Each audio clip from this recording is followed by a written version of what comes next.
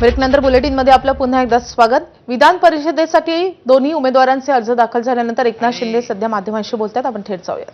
गोरगरीब, शोषित, दलित, पीडित, दिव्यांग सगळ्यांसाठी शिवसेना नेहमी पुढे असते आणि म्हणून बच्चूभाऊंनी देखील एक चांगला निर्णय घेतला। तसं ते मूळचे शिवसैनिकच आहेत, मी मगाशी बोललोय, परंतु 25 वर्ष सामाजिक संघटना चालवणं हे देखील मोठं कठीण काम असतं आणि आता त्यांच्यामुळे शिवसेनेची ताकद वाढेल आणि शिवसेनेमुळे त्यांची ताकद वाढेल।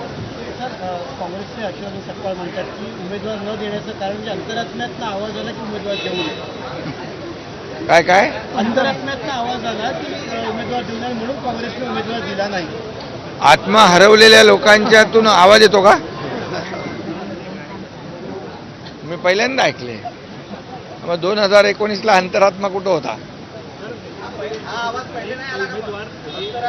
पहिल्या म्हणून तर बोलतो मी, आत्मा हरवलेल्या लोकांच्या अंतरात्म्यातून आवाज येतो का?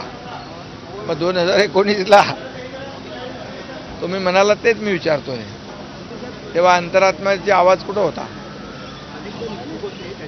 जाऊ दे, ते विषय सोडून द्या, ठीक आहे। चांगल्या खेळीमेळीच्या वातावरणात निवडणूक होते आहे, बिनविरोध होते आहे आणि त्यामुळे सर्व पक्षांचं देखील स्वागत केलं पाहिजे, पक्षांना धन्यवाद दिले पाहिजे सर्व पक्षांना।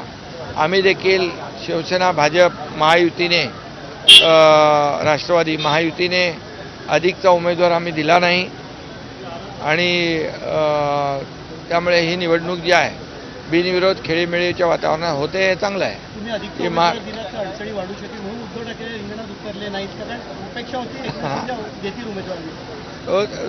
आता लढाईची वेळ येते तेव्हा कोणाला तरी पुढं करतात, तुम लढो हम कपडा संभालतो असं काही लोक करतात। जाऊ द्या, त्यांच्या पक्षाचा विषय येतो अंतर्गत, त्याच्यावर मला काय भाष्य करायचं नाही। पण मी एकच सांगतो की सगळ्यांनी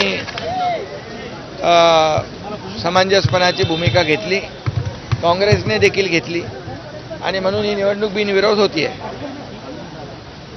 धन्यवाद।